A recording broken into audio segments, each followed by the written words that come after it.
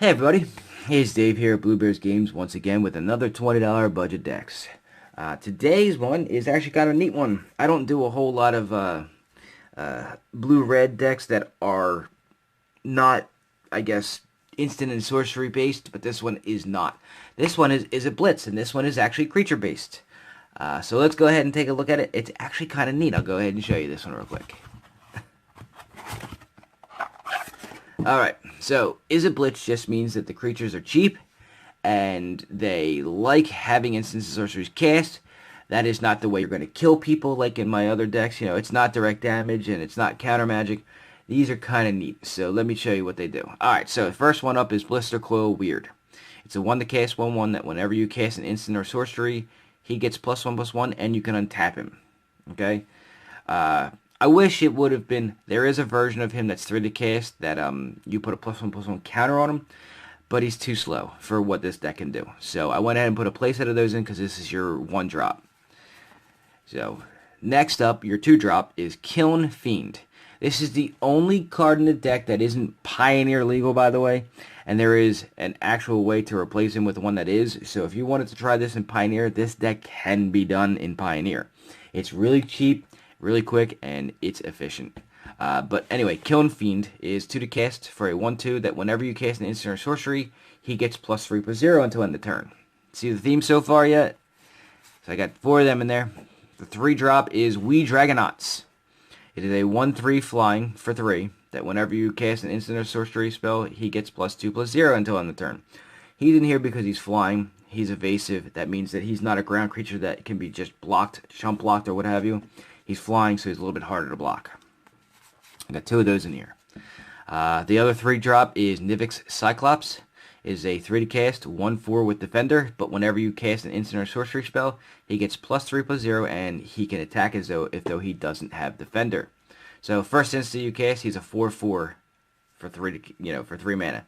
And you're going to be casting some instants and sorceries. Again, it's not the way you're killing them. You're killing them with creatures, but wait till you see what they do. So I believe I got 4 of them in here, and one of them is a foreign one. So I got a playset of those because you want to get them out. The 4-drop, and I believe the last creature in the deck is Mercurial Geist. 4 to cast, 1/3, flying, again, more evasion because you need it. And whenever you cast an instant or sorcery, he gets +3/+0 until end of turn. So he's very similar to the We Dragonauts. A little bit higher on the toughness, I believe, is all that's different. So, now, the instants and sorceries you're going to cast are all very similar. They all follow a pattern. Up first is Teleportal. This is literally your kill card. So you have a couple of cards. Say you got 2 Blisterclos Weirds out, a Kiln Fiend, and say a Nivix Cyclops. So, you cast this. It's 2 to cast. Target creature you control gets +1/+0 until end of turn and is unblockable. This is your kill card. It's so that they can't block up at all. Doesn't matter if they have many chump blockers. They're unblockable. It's an instant or a sorcery. All the creatures on here that I've put in here all get bigger when you cast an instant or sorcery. This one just happens to be a sorcery. It also has that little line at the bottom there. Overload. When you cast this card for its overload cost, you replace all instances of target with each. It means each creature gets +1/+0 and it's unblockable. So, say you've got a whole army out there. They're now unblockable for 5. This is your kill card. I got a playset of those in there because you want to get that in your hand and you want to get it off as soon as possible. To go with that, I have other things that are similar to it. So, Dino Charge. Target creature you control gets +2/+0 until end of turn. Again, an instant. All your creatures get bigger when you cast this. Oh, and it also makes your creatures bigger by casting it. And there's an overload on here. Again, for 3, you can replace all instances of each with all. Or, I'm sorry. This one says target, but it should say each.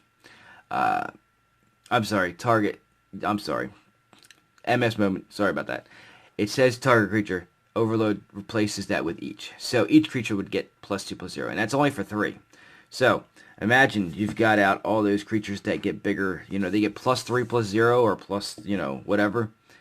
Now they get +5/+0. So see where I'm going with this? It's quick. It's very quick. I got a playset of those in there. And Weapon Surge, another one.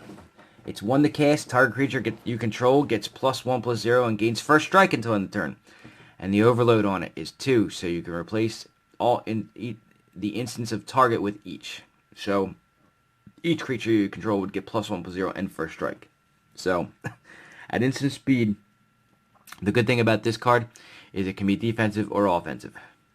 Keep that in mind. So your Blisterclos weirds, they untap when you cast an instant or sorcery. So as a surprise, you can weapon surge, pay the overload, untap any Blisterclos weird you have in play, and now not only does it get +1/+0 on first strike, making it a 2/1, but because you cast an instant, it's now a 3/2 first striking. So it's got connotations of both defense and offense, so keep that in mind. Got a playset of those because it's important. Want to find more pieces of the puzzle, get more stuff in your hands, so I put in a playset of Ops because A, it's an instant, so it makes all your guys bigger, and B, it helps you draw a card. It's a cantrip. You can scry 1 so you can see if you're going to get something good, and either draw it or put it on the bottom.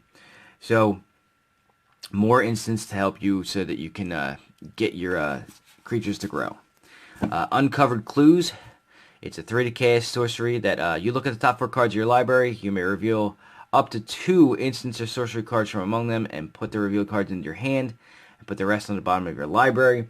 So it makes your guys bigger. It helps you find more stuff to make your guys bigger. It's a win-win. So I put 2 of those in there. Divination is just because I wanted to have more card draw in here. I could not find some things, so Divination was the replacement for them.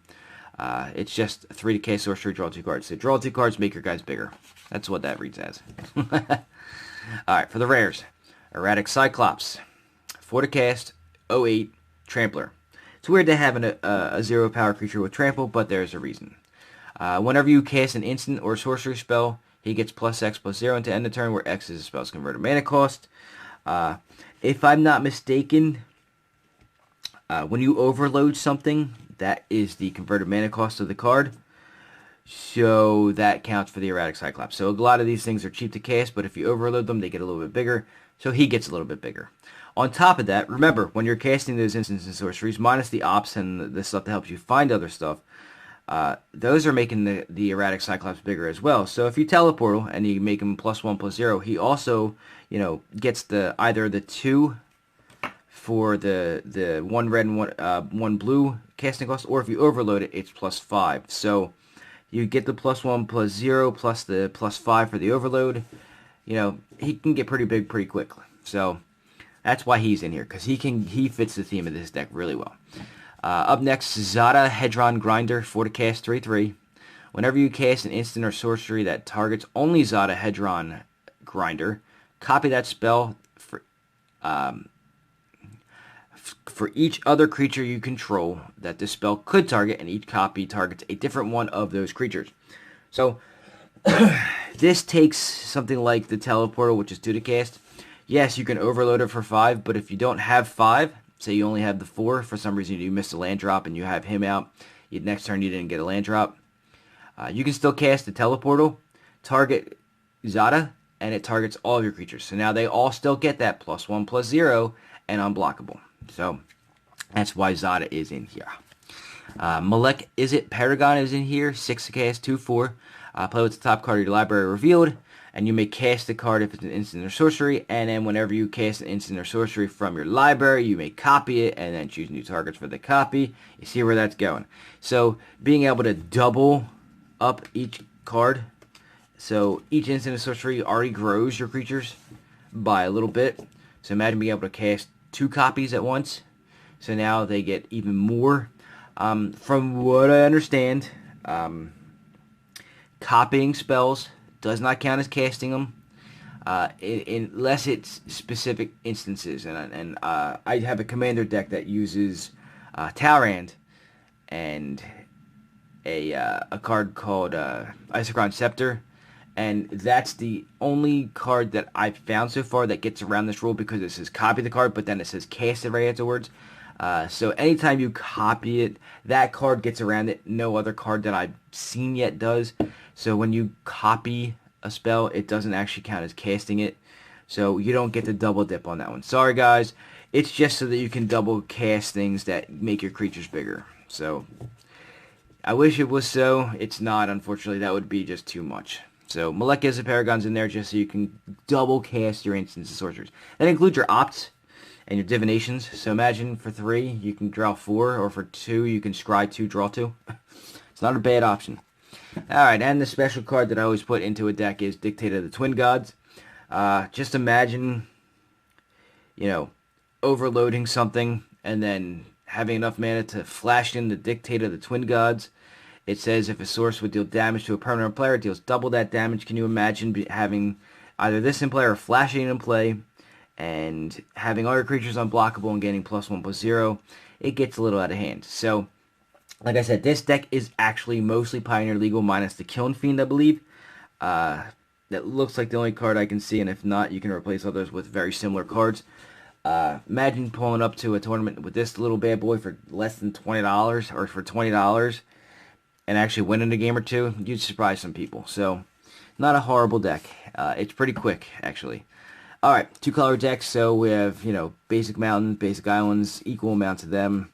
Playset of Izzet Guildgates for the mana fixing, and of course some faux fetches. Now, this is a aggro deck for all intents and purposes. Yes, Evolving Wilds would not be the best thing. Faux fetches do not work in aggro decks. I understand that, but for the purposes of showing you how to actually use fetching as a mechanic, I've put them in there so you can at least thin out your deck for later.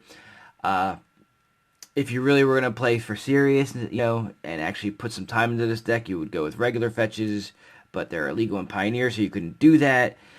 You would put a Prismatic Vista if you really needed to, so just keep that in mind. I put them in there to teach you how to use fetches for Magic, and to help thin out the deck for regular budget style, you know, dueling, not for, you know, it's not for tournaments, but you can change them out for tournaments, and this deck possibly could win a game or two in a tournament. So, that is the Izzet Blitz deck that I created for the next con. I hope that you guys like this one. This one's actually very interesting. So, anyway, that is all I have for this one. Remember, do that, you know, the like, subscribe, share, share stuff. I've really appreciated getting the word out there. I like doing these things. Let me do more.